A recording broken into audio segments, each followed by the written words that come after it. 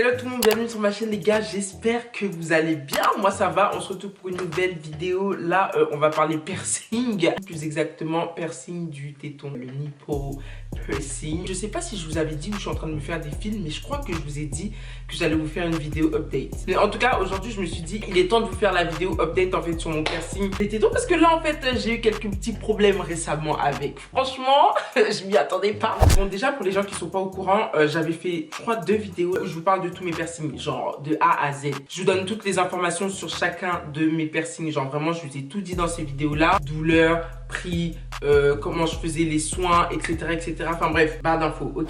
Pour commencer, donc je vous fais un petit récap. Alors franchement ce piercing là déjà, je l'ai depuis quand même un moment. Tout à l'heure j'étais en train de réfléchir, je me suis dit mais attends, mais ça fait combien de temps que j'ai ce piercing là en fait? Et faut savoir que ça fait 2 ans, que j'ai ce piercing là au sein. J'ai fait les deux, voilà, moi il n'y a pas de tu fais un, tu laisses l'autre, enfin moi je trouve ça un peu bizarre, après chacun fait comme il veut. Mais moi j'ai percé les deux. Sur une échelle de 1 à 10, la douleur franchement je vais même pas mentir, c'est le piercing qui m'a fait le plus mal. Ce piercing là, c'est un truc de ouf comment ça tue sa mère, genre ça fait archi mal. Clairement j'étais archi pas prête parce que ça fait archi mal. Je crois que j'ai dit aussi dans ma vidéo précédente, pour les nettoyer c'est simple. Moi pour nettoyer mes piercings je me prends pas la tête, je veux pas trop les nettoyer parce que quand tu as un piercing et que tu le nettoies trop, tu l'empêches de cicatriser. Mais quand tu le nettoies pas assez aussi, c'est dégueulasse en fait et ça va s'infecter. Tu vois ce que je veux dire? En fait il faut trouver le juste milieu. On te dit pas d'utiliser 15 000 produits désinfectants en même temps, faut pas exagérer, tu vois. Tu nettoies 1 fois à 2 fois par jour, ça suffit amplement avec 1 ou 2 produits, ça va, tu vois, c'est bon. Moi personnellement je me prends pas la tête, comme je vous ai dit, j'utilise juste les sérums physiologiques, c'est de l'eau salée. Je sais pas si ça désinfecte, en tout cas moi ça nettoie très bien mes piercings et à chaque fois j'avais des kéloïdes aux oreilles et tout ça. Quand j'utilisais ça, 4-5 jours ça partait direct, tu vois. Donc moi c'est ce que je faisais avec tous mes piercings, y compris du coup les piercings au téton. Donc au début ce qui se passait c'est que quand j'avais fini de me percer, après ça c'est pour tous les piercings, mais tu vois quand tu te réveilles le matin t'as des petites croûtes et tout, même si le piercing bon ça fait quand même 2 mois tu l'as, 3 mois tu l'as, ça peut arriver d'avoir des petites croûtes et tout. Ça veut pas dire que ton piercing est en mauvaise santé, ça veut pas dire que genre y a un truc qui va pas, non c'est normal.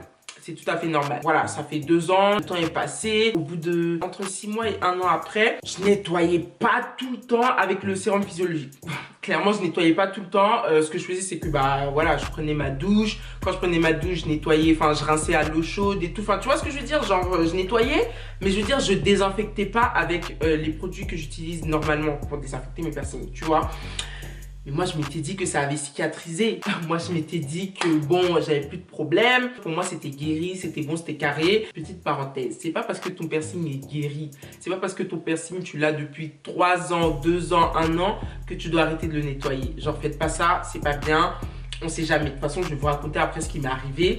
Vous allez comprendre que vraiment, on ne sait jamais. Donc voilà, donc moi, dans ma tête, mon piercing avait plus ou moins cicatrisé. Tu vois, c'était fini. Sauf que le truc, c'est quoi? Si je dors, par exemple, 2 à 3 nuits d'affilée sur mon ventre, donc ça veut dire sur mes seins, et ça veut dire que je regarde le matelas, appuie mes seins comme ça, le 3e jour, j'aurais mal à mon piercing, en fait. Je me disais, mais attends, donc je peux pas me coucher sur le ventre alors que ça fait plus d'1 an que j'ai ce piercing-là? Donc je me suis dit, bon, à quel moment, toi, tu vas décider de cicatriser? Parce que ça fait quand même plus d'1 an que je et je peux toujours pas dormir tranquille en fait. Enfin je comprends pas, c'est quoi les bails? Si encore ça veut dire le piercing il est archi pas cicatrisé. Frère, à quel moment toi tu cicatrises en fait? Là ça fait 2 ans que j'ai ce piercing. 2 ans, 24 mois. Certes j'avais des petites croûtes, mais j'ai jamais eu de kéloïdes au sein, j'ai jamais eu d'infection, rien de tout ça en fait. Jusqu'à il y a 10 jours.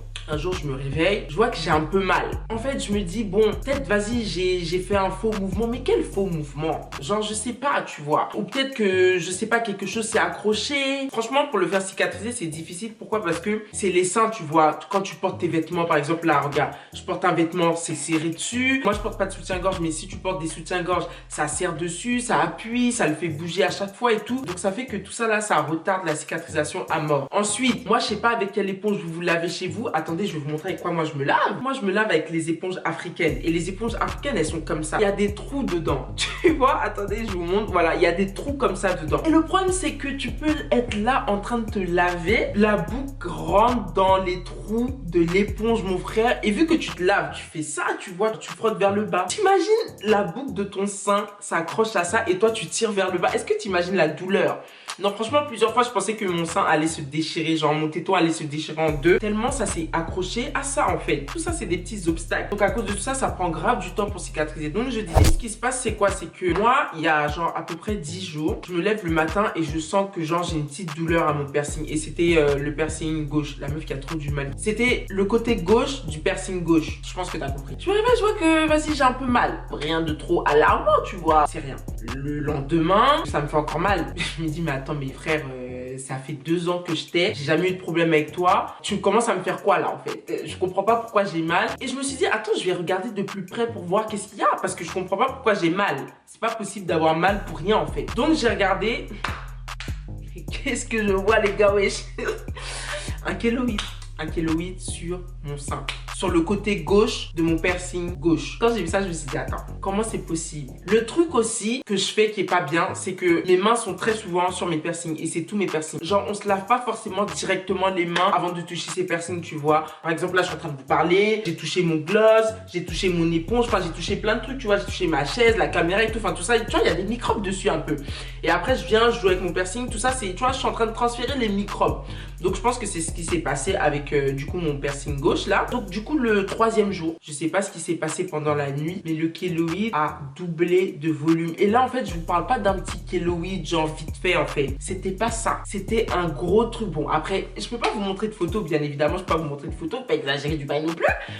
Mais genre, c'était un gros truc, en fait. Le bouton était vraiment en train de prendre de l'ampleur. Genre, ça devenait de plus en plus gros. Et le problème, c'est que c'était dur. Quand j'ai vu qu'en l'espace d'une nuit, le truc avait doublé et ça avait durci et ça me faisait archi mal. Genre, je pouvais pas toucher, ça me faisait vraiment mal. Je me suis dit, ok, là, il y a un sérieux problème. J'ai même pensé à le retirer. Je me suis dit, tu sais quoi, je vais le retirer. Mais le problème, c'est que ça me faisait tellement mal que je pouvais pas. Donc, je me suis dit, tu sais quoi, on va commencer à prendre les choses en main. Parce que si ça commence à s'agrandir encore, je sais pas, là, je vais aller dormir. Le lendemain, ça va tripler de volume. Je vais me retrouver avec un truc comme ça sur mon sein, même un bouton plus gros que mon sein lui-même. C'est pas possible, en fait. Tu vois ce que je veux dire? Donc là, je me suis dit, tu sais quoi, on va commencer à prendre les choses en main dès maintenant. Donc ce que j'ai fait, c'est que j'ai utilisé le sérum physiologique pendant 2 jours. Donc ce que je fais, pour vous montrer comment je fais, c'est archi simple. Je prends du sérum physiologique. Je prends un coton-tige propre. J'en mets, comme ça, tu vois, et je nettoie. Tu nettoies bien. S'il y a des saletés, t'enlèves bien. En fait, en 2 jours, ça gonflait plus, mais ça diminuait pas non plus. Et là, ça a vraiment commencé à m'inquiéter. Je me suis dit, ok, là, peut-être que je suis vraiment en train d'avoir un problème très sérieux. Il est temps de chercher une solution. Je crois qu'on était mardi ce jour-là. Et je me suis dit, genre, si vendredi, ça s'est pas amélioré, je vais à l'hôpital. Peu importe s'ils me disent d'enlever, je vais enlever. Mes frères, c'est mes seins. C'est bien beau, piercing, c'est bien beau, mais c'est ma santé d'abord. Je me suis dit, tu sais quoi, avant, Sarah, il y a un truc que tu faisais quand tu avais des kéloïdes à l'oreille et ça marchait bien. Fais ça et prie Dieu, Inch'Allah, ça marche. Et ça a marché. Ça a marché. Et c'est archi simple en fait. Donc, je vais vous expliquer ce que j'ai fait pour soigner ça. Vous prenez, vous voyez, les shots. Les shots. Là. Tu prends un verre à shot. Là, j'en ai pas là. Mais on va dire que ça, c'est un verre de shot qui est propre, archi propre en fait. T'ouvres ton robinet. Tu vois, quand tu ouvres ton robinet à l'eau chaude, t'attends que ça chauffe bien. Mais il faut que ce soit à une température où tu sais que c'est chaud, mais ta peau peut supporter. T'attends que ça chauffe bien. Tu remplis le verre de shot à moitié. Et ce que tu vas faire, c'est que tu vas mettre une cuillerée à café de sel. Tu remues.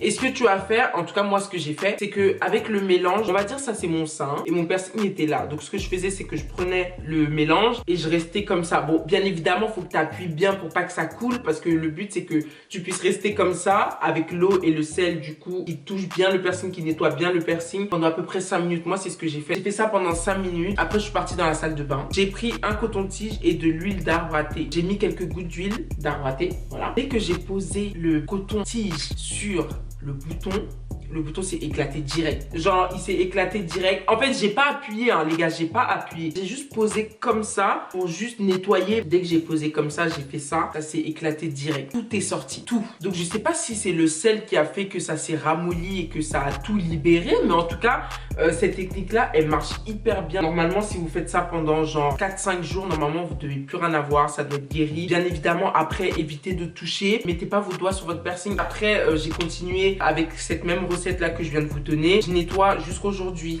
matin et soir. Même des fois même matin, midi et soir. Je prends un coton-tige propre, un peu d'huile d'arbre à thé, je nettoie et c'est nickel. Tout est parti. Voilà, donc moi je l'ai fait à la maison. J'ai eu de la chance, tout va bien maintenant. Mais si vous voyez que vous faites ça et que ça s'améliore pas, les gars, allez à l'hôpital. Genre, cherchez même pas en fait. Ils vont vous dire quoi faire. C'était mon petit update sur le piercing des seins. J'espère que ça vous a plu. J'espère que je vous ai appris quelques trucs. En tout cas, si vous avez des recettes, si vous avez des produits aussi qui marchent bien pour les kéloïdes, commentaires parce que ça peut aider certaines personnes. Si vous avez d'autres conseils aussi, commentaires, ça peut aider. Je pense que j'ai tout dit. Je pense que j'ai rien oublié. En tout cas, si vous avez des questions, commentaires, suivez-moi sur Snap et sur Insta. Du coup, mon nouveau Instagram, je vous mets tout ça ici. Et puis les gars, voilà, n'hésitez pas à vous abonner, liker, commenter, partager, vous savez déjà. Et puis on se dit à quelque chose dans une vidéo. Aïe!